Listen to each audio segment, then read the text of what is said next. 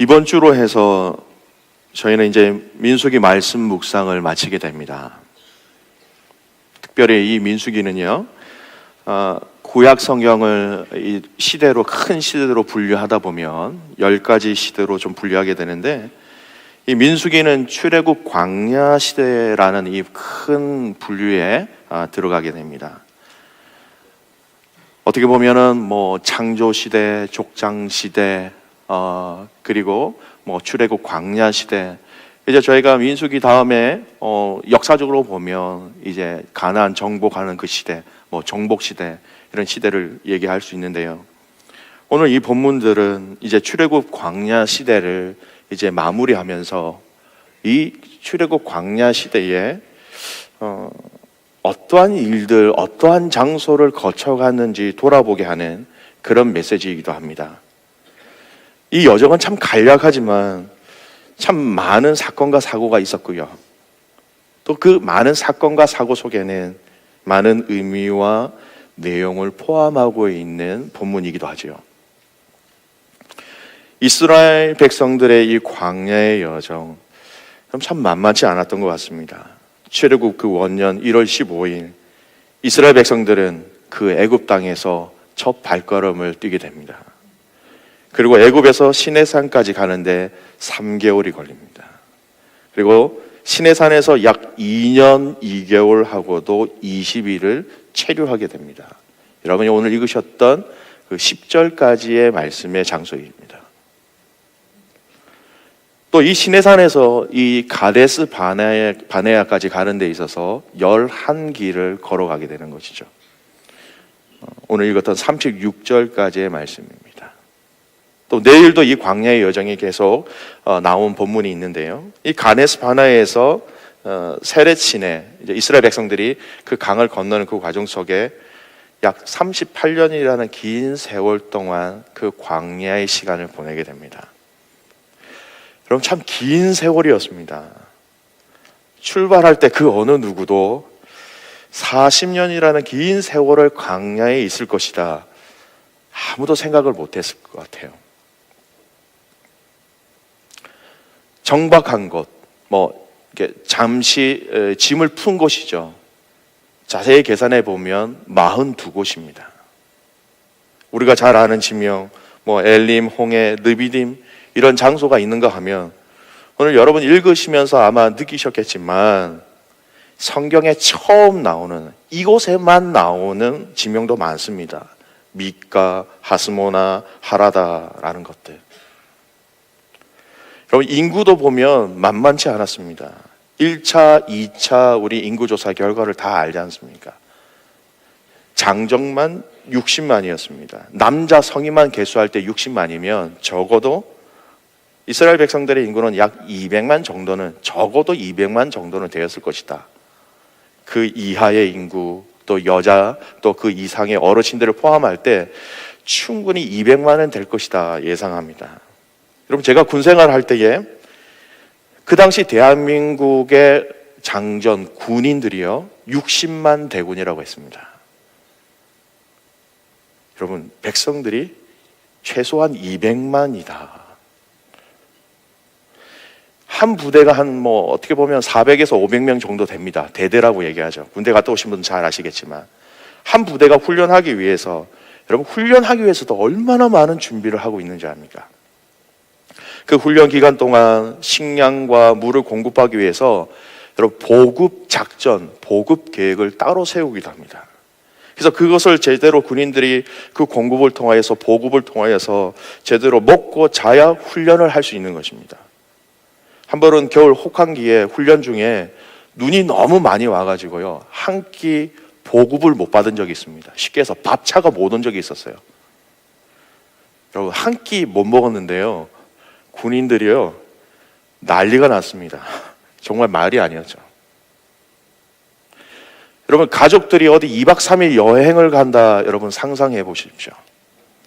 어디 가려고 해도 짐을 싸고 먹을 것, 입을 것, 잘 것, 이것저것 챙겨도 참 힘듭니다. 그래서 여행 가기 전에 절반의 에너지는 다 썼죠. 근데 이 여행은 정말 하나님이 급하게 나오게 하신 여행이었습니다. 전혀 또한 그 계획을 알 수 없었던 그런 여정이라는 것입니다. 긴 세월의 여정. 세상 사람들의 눈에 보면 참 무모한 도전이다. 어떻게 보면 이렇게 얘기할 수도 있을 것 같아요. 야, 저 사람들, 저 백성들, 저 이스라엘 사람들 죽으러 가는 것 같다. 그 길이었습니다. 그런데 오늘 읽은 이 본문은요, 모든 사람들이 상식적으로 생각하는 그 불가능이 다 뒤집어진 역사의 기록이라는 것입니다. 그래서 그 과정 속에 하나님이 이 백성들을 어떻게 인도하셨는가라는 것이 보여지는 것이죠. 오늘 이스라엘 백성의 이 광야 여정은요, 그들의 발자취를 뒤돌아보는 여정이기도 하지만 정확하게 얘기하면 그들이 지금 이 자리에 있게 하신 하나님의 그 도우심과 하나님의 함께 하심의 여정이라는 것을 그 어느 누구도 부인할 수 없는 기록이라는 것입니다. 42곳이나 되는 그 여정 가운데 한 장소에서 한 장소로 옮겨가는 그 과정 속에서도 하나님은 불기둥과 구름 기둥을 통하여서 이스라엘 백성들이 전혀 다른 길로 가지 아니하도록 그들을 인도하셨다. 광야 생활 가운데 단 한순간도 빠짐없이 그들과 동행하신 여정이었습니다. 그래서 이스라엘의 광야 여정은 하나님의 함께 하심의 여정이라고 이야기하는 것이 더 올바른 믿음의 표현인 것입니다. 근데 함께 하신 그 하나님이요, 단순히 그저 함께 하신 것으로만 그친 것이 아닙니다. 그냥 같이 있는 것으로만 그치신 것이 아니라 우리가 잘 아는 것처럼 만나와 메추라기와 반석을 통해서 그들에게 물을 주시고 또 식량을 주심으로 그들의 육체적인 생명이 지속될 수 있도록 함께 하셨습니다. 그뿐만 아닙니다. 하나님 그 백성들을 친히 인도하셨다는 것이죠. 함께 하시면서 그냥 가만히 계신 것이 아니라 그들을 친히 인도하셨다는 것입니다. 출애굽기 40장에 보면요, 구름이 성막 위에 떠오를 때 이스라엘 자손이 그 모든 행진하는 길에 앞으로 나아갔고, 구름이 떠오르지 않으면 떠오르는 날까지 나아가지 아니하였으며, 여러분, 출발과 멈춤을 친히 하나님께서 구름 기둥을 통해서 이스라엘 백성들에게 사인을 보내셨다는 것입니다. 이 42곳이나 되는 이 숙박지가요, 하나님이 그 구름 기둥을 통해서 정하신 숙박의 포인트라는 것입니다. 출애굽기 13장에 보면요, 이렇게 나옵니다. 그들이 숫곳을 떠나서 광야 끝 에담의 장막을 치니 여호와께서 그들 앞에서 가시며 낮에는 구름 기둥으로 그들의 길을 인도하시고 밤에는 불 기둥으로 그들에게 비추사 낮이나 밤이나 진행하게 하시니, 낮에는 구름 기둥 밤에는 불 기둥이 백성 앞에서 떠나지 아니하니라. 밤낮 구분 없이 하나님이 이스라엘 백성들과 함께 하셨다는 것입니다. 여러분, 그냥 단순한 동행이 아니라 그저 그냥 몸을 함께 담고 함께 그냥 그 길을 같이 걸어가는 것이 아니라 그들의 진군의 시작과 마침과 그 경로까지 철저하게 인도하신 하나님이셨습니다. 그리고 낮에는 구름 기둥, 밤에는 불 기둥이 있음을 이스라엘 온 족속들이 그 모든 행진하는 길에서 그들의 눈으로 보았더라. 그 하나님의 함께 하심이 온 이스라엘 백성들이 눈으로 보았다라고 기록되어 있습니다. 그들을 그냥 인도만 하신 거 아닙니다. 인도하시면서 그들과 동행하시면서 또한 하나님은 대신 싸우셨습니다. 출애굽기 14장에 보면 나왔을 때에, 이제 애굽에서 나왔을 때에 바로의 군사와 병거들이 그들을 잡으러 왔습니다. 그때의 일입니다. 하나님의 사자가 그 뒤로 행하며 구름 기둥도 앞에서 그 뒤로 옮겨 애굽 진과 이스라엘 진 사이에 이르러 서니 저편은 구름과 흑암이 있고 이편은 밤이 광명함으로 밤새도록 저편이 이편에 가까이 못하였더라. 하나님이 애굽 병사들이 그들을 치지 못하도록 친히 막아주셨다라는 것입니다. 새벽에 여호와께서 불과 구름 기둥 가운데 애굽 군대를 보시고 애굽 군대를 어지럽게 하시며 그들의 병거 바퀴가 벗겨서 달리기가 어렵게 하시니 애굽 사람들이 이르되 이스라엘 앞에서 우리가 도망하자. 여호와가 그들을 위하여 싸워 애굽 사람들을 치는도다. 무엇입니까? 애굽 사람들의 입을 통하여서 야, 하나님이 그들을 위하여서 싸우신다. 그들이 그 입술을 통하여서 하나님이 애굽 사람들과 싸우신다라고 고백할 정도로 하나님은 동행하신 것뿐만 아니라 그들을 위하여서 대신 싸워주셨습니다. 싸워주신 것뿐만 아니라 저는 방금 이제 말씀드린 이 내용이 참 많이 마음에 와닿고 참 많은 묵상을 했습니다. 하나님이 동행하신 것뿐만 아니라 백성들에게 말씀하셨다는 겁니다. 백성들에게 말씀하셨다는 겁니다. 민수기 12장에 보면 여호와께서 구름 기둥 가운데서부터 강림하사 장막문에 서시고 아론과 미리암을 부르시는지라 그 두 사람이 나아가매. 여러분, 아론과 미리암이 왜 나갔을까요? 잘 아는 것처럼 모세가 구스 여사를 취한 것으로 인하여서 미리암과 아론이 모세를 비방합니다. 하나님이 이 아론과 미리암을 책망하시기 위해서 그들을 부르셨습니다. 구름 기둥 가운데 그들에게 말씀하시니 시편 99편 7절에 말씀되어 있습니다. 출애굽기 33장에 보면 또 이렇게 얘기합니다. 모세가 해막에 들어갈 때 구름 기둥이 내려 해막 문에 서서 여호와께서 모세에게 말씀하시니 그 말씀하실 때 규례와 그 백성들을 향한 하나님의 마음을 모세를 통하여서 이스라엘 백성들에게 다 말씀하셨다는 겁니다. 모든 백성의 해막 문에 구름 기둥이 서 있는 것을 보고 다 일어나 각기 장막 문에 서서 예배하며. 여러분, 함께 하신 하나님이요, 모세를 통하여 또 그 임재하심을 통하여서 이스라엘 백성들에게 말씀하셨다라는 겁니다. 때로는 이 말씀이 책망의 말씀이셨습니다.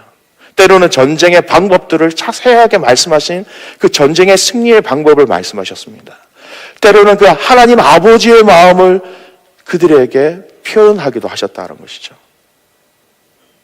오늘 길과 음식과 물을 주신 하나님, 인도하시고 대신 싸워주시고 말씀하신 하나님, 이 모든 하나님을 한마디로 잘 이해할 수 있는, 잘 그림을 그릴 수 있는 성경 구절이 하나 있습니다. 모세고 광야 2세들을 향하여서 하나님께서 과거에 행하신 일들을 정리해서 들려주는 대목에 나오는 거죠. 신명기 1장 말씀입니다.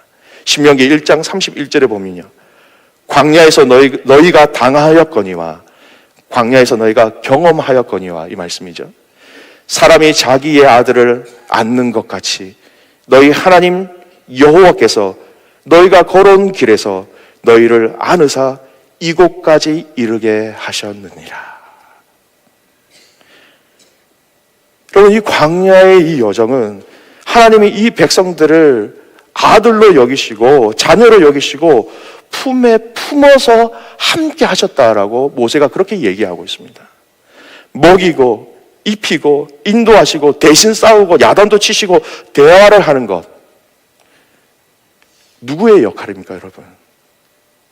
부모의 역할입니다. 아버지와 어머니의 역할입니다. 여러분이 이 이스라엘 백성들의 광야의 여정을 볼 때 하나님이 이스라엘 백성을 아버지로서 함께 동행하신 그 하나님이 보여지기를 주님의 이름으로 축복합니다. 아버지로서 그들을 안으셨다는 것입니다. 여러분, 살아계신 하나님 아버지, 여러분, 어느 종교에서 자신을 믿는 신을 아버지라 부르고 있습니까? 여러분, 이 자체가 놀라운 축복입니다. 우리 인간의 이성으로 이해할 수 없는 가장 놀랍고 신비로운 하늘나라의 비밀, 하나님을 아버지라고 부를 수 있는 것, 여러분, 이것이 하나님의 은혜입니다. 여러분, 광야 생활 중에 수도 없이 이 백성들, 이 이스라엘 백성들은 하나님을 배신하고 원망하였습니다. 하나님은 그 백성들의 원망 가운데 가슴 아파하셨고 결론적으로는 그들을 멸하지 아니하시고 이 구원의 길을 계속해서 이어가고 계셨습니다. 왜냐고요? 하나님은 이스라엘 백성들의 아버지시이기 때문입니다. 출애굽기 19장 4절 말씀에 이렇게 얘기합니다. 내가 애굽 사람들에게 어떻게 행하였음과 내가 어떻게 독수리의 날개로 너희를 업어 내게로 인도하였음을 너희가 보았느니라. 너희를 내가 인도하였을 때 어떻게 인도하였냐면 독수리가 그 새끼를 업어서 인도하고 이끄는 것처럼 내가 너희를 그렇게 이끌었다라는 것입니다. 여러분 아세요? 독수리는 자기 새끼 아니면 결코 날개로 업지 않습니다. 여러분 확신하는 것 하나 있습니다. 여러분, 여러분의 자녀가 여러분을 배신해도 저는 여러분이 그 자녀를 용서하고 다시 사랑하게 될 것을 압니다. 어떻게 아냐고요? 왜냐하면 여러분이 그 자녀의 아버지, 어머니이기 때문입니다. 무슨 이유가 있습니까? 아버지니까, 어머니니까. 아무리 자식이 나를 배신하고 나에게 아픈 말을 해도 그것이 우리가 자식을 사랑하는데 걸림돌이 될 수 있습니까? 오늘 이 이스라엘 백성들의 광야의 여정, 단순히 정박한 곳의 이동 여정만 기록되어져 있지만 오늘 저와 여러분이 이 여정 가운데 당신의 백성들을 너무나 사랑하시는 그 하나님이 아버지로 보여지기를 다시 한번 주님의 이름으로 축복합니다. 오늘 우리에게도 이러한 은혜를 주셨습니다. 우리가 기도할 때마다 우리가 하나님을 아버지라 부르는 것, 여러분 이거 예사로 부르지 마십시오. 하나님을 아버지라 부를 수 있는 것, 여러분 그것은 성도에게 주신 하나님의 능력입니다. 우리가 하나님을 아버지라 부를 수 있는 것, 성도들에게만 주신 축복이라는 것입니다. 하나님을 내 아버지라고 부를 수 있는 것, 로마서 1장 7절 말씀입니다. 로마에서 하나님의 사랑하심을 받고 성도로 부르심을 받은 모든 자에게 하나님 우리 아버지와 주 예수 그리스도로부터 은혜와 평강이 있기를 원하노라.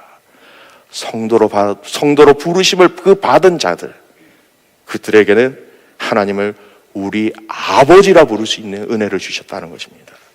갈라디아서 4장 6절 말씀입니다. 너희가 아들임으로 하나님의 그 아들의 영을 우리 마음 가운데 보내사 아빠 아버지라 부르게 하셨느니라. 그럼 무슨 설명이 있겠습니까? 아버지라는데요, 부모라는데요. 여러분 세상에서도 가장 호소력이 있는 것이 어떤 의미인지 아십니까? 어떤 센텐스, 어떤 문장, 어떤 단어인 줄 아십니까? 내가 저 아이의 아버지요, 내가 저 아이의 어미요. 이렇게 이야기하면 이 서양 사람들도 많은 부분에 있어서는 그 가지고 있는 그 단어의 호소력, 말 안 해도 알 수 있는 파워가 있지 않습니까? 여러분 기억하십시오. 지금도 동일하신 하나님 아버지의 사랑이 우리의 삶을 인도하시고 대신 싸우시고 말씀하시고 먹이시고 또 입히십니다. 그 여러분의 인생을 돌아볼 때에 여러분 함께 하신 그 하나님 아버지가 보여지기를 주님의 이름으로 축복합니다. 우리가 광야 같은 이 세상 속에서 하나님 아버지를 찾을 때에 여러분 아버지라고 부르는 순간 여러분 이미 승리는 우리에게 주어졌다라는 것입니다. 아버지라고 부르는 순간 그 아버지라는 단어는 승리의 빵파레라는 것입니다. 하늘에 계신 우리 아버지요, 하늘에 계신 우리 아버지요. 여러분 이것이면 됩니다. 이 고백이면 됩니다. 이것이면 모든 게 다 해결될 수 있는 가능성이 있습니다. 그 아버지의 이름을 날마다 부를 수 있는 저와 여러분 되기를 간절히 소원합니다. 오늘 이 광야의 여정을 보면서 두 번째 저희들에게 주신 메시지가 있다면 살아가는 것 자체가 감사의 조건이라는 것입니다. 3절에 보면 이스라엘 자손이 애굽 모든 사람의 목전에서 큰 권능으로 나왔다라고 얘기하고 있습니다. 이것은 이스라엘 자손이 그들의 힘으로 애굽 땅에서 해방된 것이 아니라 하나님의 크신 권능에 의해서 해방되었다는 것을 말해주고 있는 것이죠. 하나님이 하셨다라는 겁니다. 모세는 이제 자신을 포함해서 몇몇을 제외하고는 지금 출애굽의 영광을 직접 경험하지 못했거나 직접 경험했다 할지라도 당시에 어려서 그 실상을 제대로 알지 못했던 이 출애굽 광야 2세대로 구성되어진 이 이스라엘 백성들을 향해서 그들이 애굽에서 해방된 것은 하나님의 크신 권능으로 되었다라고 말하고 있는 것입니다. 이제 꿈에도 그리던 그 축복의 땅 가나안을 눈앞에 둔 그들로 하여금 교만하지 아니하고 모든 축복이 하나님의 은혜임을 깨닫고 감사하기 위하여서 그 하나님의 권능을 이야기하고 있는 것입니다. 40년 세월 동안 장정만 60만 넘는 인구가, 여러분 성경을 보십시오, 굶어 죽었다, 목말라 죽었다는 사건이 한 번도 없습니다. 다 죄로 인해서 죽은 것이고 다 불순종으로 인하여서 죽은 것이었죠. 이스라엘 백성의 이 광야 여정은 여러분 감사라는 단어로 보지 아니하면 여러분 도저히 이해할 수 없는 이 여정이에요.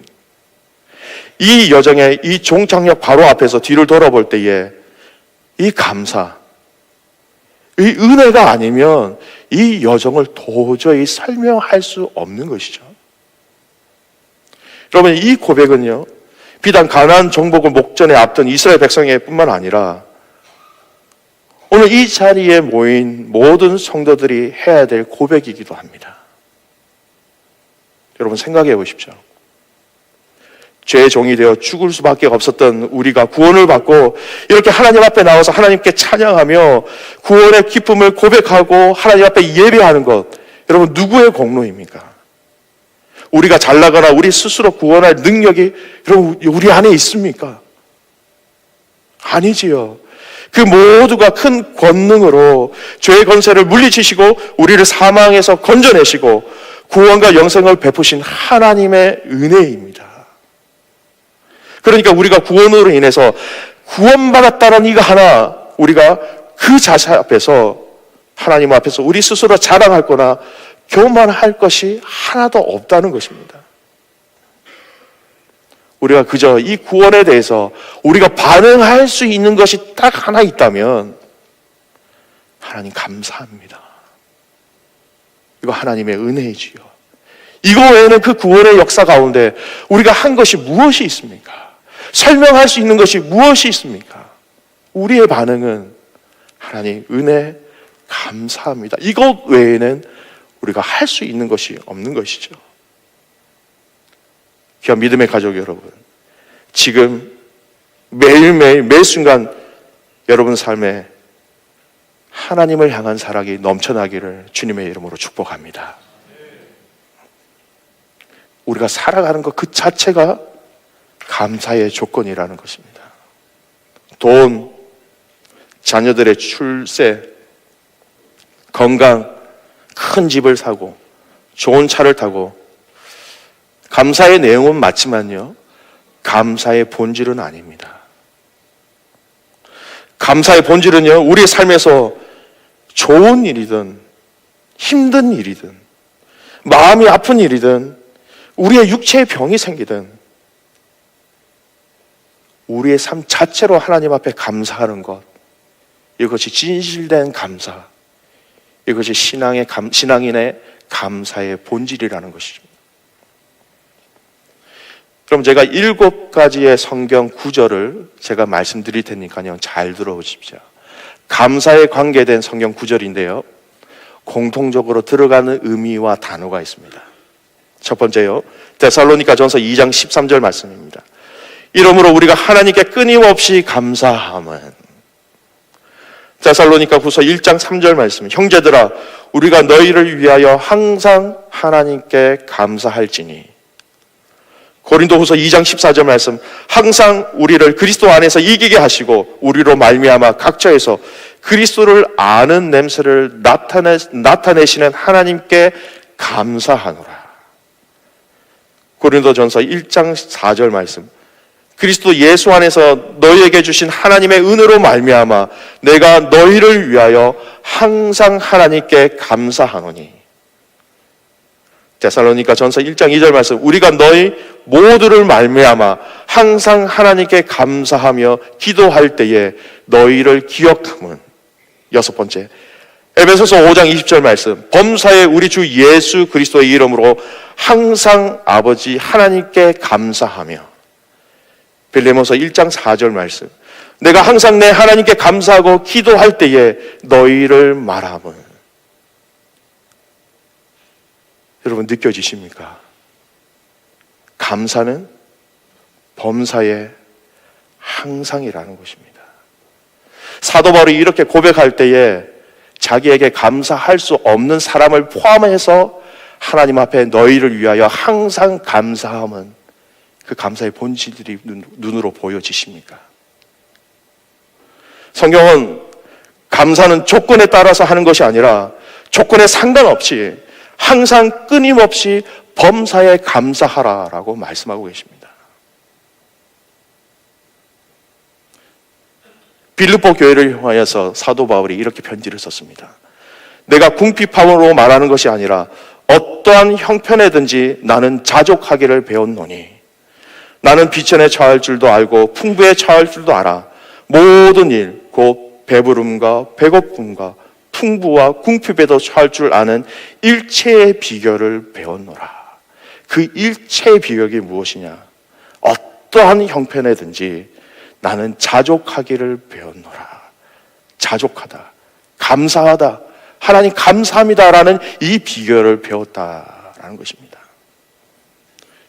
바울이 무엇을 말하는지 여러분 아시겠습니까? 여러분, 내 삶에 어떠한 일이 있다 할지라도 그것이 기쁜 일이거든, 그것이 아픈 일이건 속상한 일이든 그 모든 문제 가운데 나는 감사로 반응하겠다라는 결단인 것입니다. 사랑하는 믿음의 가족 여러분, 지금 여러분의 개인과 가정과 공동체 안에서 여러분을 가장 힘들게 하는 문제가 무엇입니까? 여러분을 가장 이 풀리지 않는 문제로 인하여서 여러분의 마음을 가장 어렵게 하는 문제가 도대체 무엇입니까? 재정의 문제, 관계의 문제, 건강의 문제, 신분의 문제, 또는 거룩의 문제입니까? 근데 그 문제가 어떠한 종류이든지 간에 저는 여러분이 믿음으로 그 문제 앞에서 감사를 선포하시는 믿음의 용사가 되시길 주님의 이름으로 축복합니다. 여러분, 감사는 믿음의 문제입니다. 감사는 신뢰의 문제입니다. 풀릴 것 같지 않았던 그 문제에 대해서 감사를 선포하는 순간 그 문제가 풀리지 아니한다 할지라도 그 문제를 바라보는 내 마음이 달라진다니까요. 그 감사를 통하여서 내가 감당할 수 있는, 내가 승리할 수 있는 능력을 그 감사 채널을 통하여서 하나님이 우리에게 공급하신다니까요.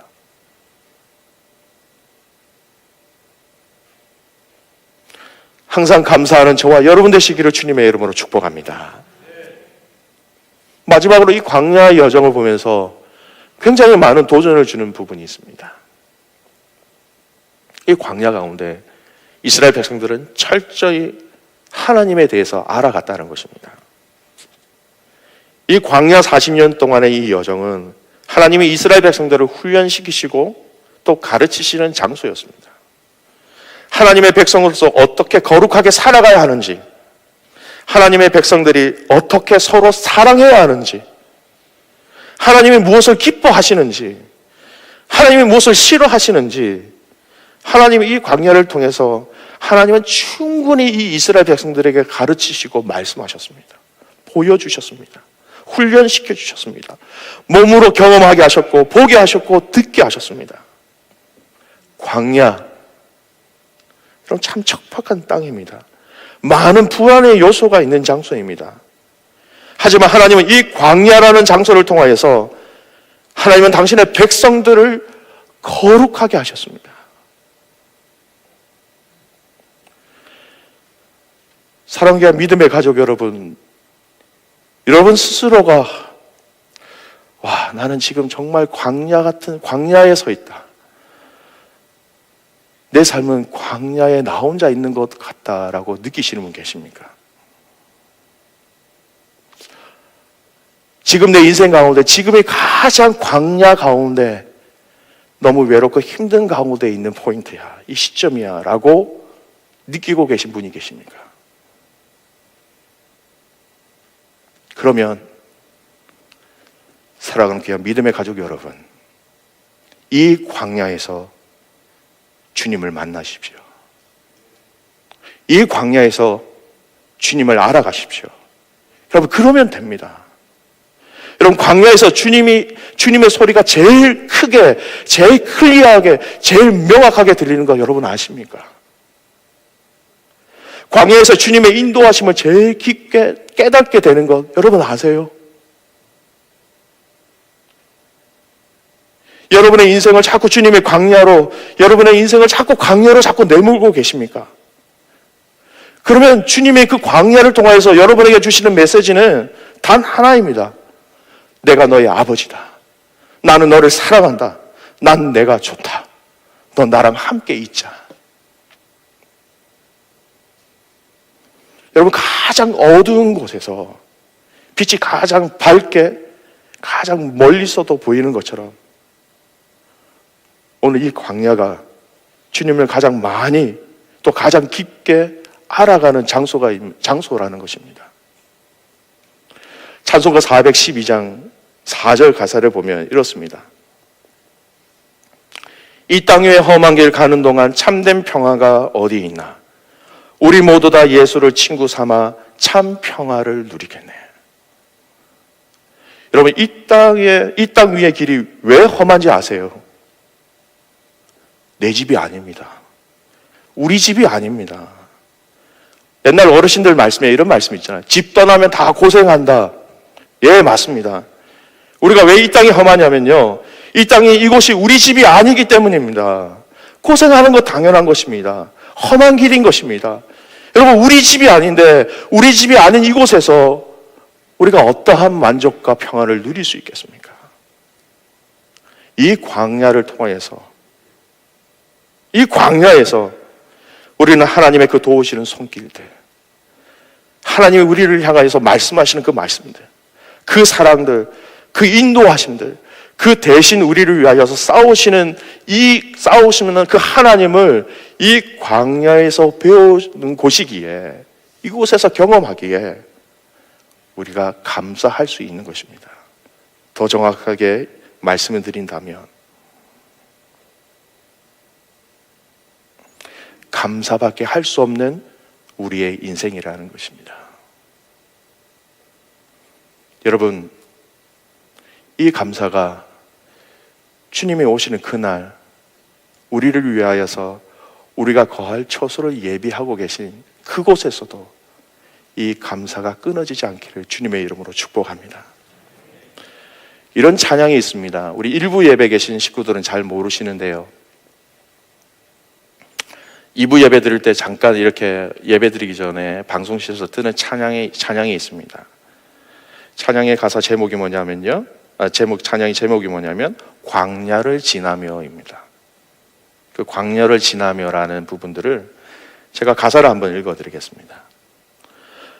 왜 나를 깊은 어둠 속에서 홀로 두시는지, 어두운 밤은 왜 그리 길었는지, 나를 고독하게, 나를 낮아지게, 세상 어디도 기댈 곳이 없게 하셨네. 광야에 서 있네. 주님만 내 도움이 되시고, 주님만 내 빛이 되시는, 주님만 내 친구 되시는 광야. 주님 손 놓고 단 하루도 살 수 없는 것 광야에 서 있네. 주께서 나를 사용하시려, 나를 더 정결케 하시려 나를 택하여 보내신 그곳 광야. 성령이 내 영을 다시 태어나게 하는 곳 광야에 서 있네. 내 자아가 산산이 깨지고 높아지려 했던 내 꿈도 주님 앞에 내어놓고 오직 주님 뜻만 이루어지기를, 나를 통해 주님만 드러나시기를 광야를 지나며. 이 찬양의 작사자는 광야에서 이걸 배운 것이죠. 지금은 힘들고 어려운 여정이지만 이 광야를 통하여서 주님만이 내 도움 되십니다. 주님만이 내 빛이 되십니다. 주님만이 내 친구가 되십니다. 주님 손 놓고는 단 하루도 살아갈 수 없습니다. 주님 나를 사용하시려고 이 광야에서 나를 더욱더 정결하여서 하나님의 영광을 드러낼 수 있도록 이 광야로 보내신 것, 하나님 감사합니다.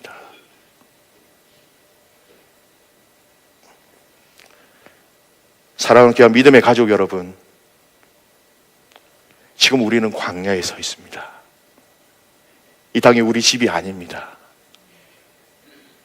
그리고 광야를 지나가고 있습니다. 이 광야에서 주님을 만나는, 주님과 동행하는 은혜가 있기를 주님의 이름으로 축복합니다. 다 같이 일어나 찬송하심으로 그 은혜를 찬송하시겠습니다.